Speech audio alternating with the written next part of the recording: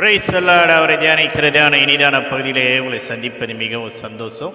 இன்றைக்கு பரிசுத்த வேதாத்தில் சங்கீதம் 141 சங்கீதம் 3 வசனம், கர்த்தாவே என் வாய்க்கு காவல் வையும், கர்த்தாவே என் வாய்க்கு காவல் வையும் என்று சங்கீதக்காரர் சொன்னார்.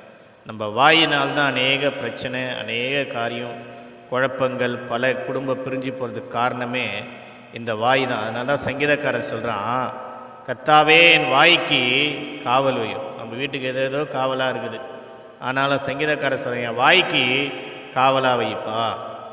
நீதிமொழிகள் 6:2 பார்க்குறோம், நீ உன் வாய்மொழியினால்தான் சிக்கு உண்டு. நிறைய பேர் வாய்மொழியினால்தான் என்ன பண்ணுறாங்க, சிக்கு உண்டு காணப்படுறாங்க. அதே வசத்தை பார்க்குறோம், உன் வாயின் வார்த்தையினால்தான் பிடிப்பட்ட.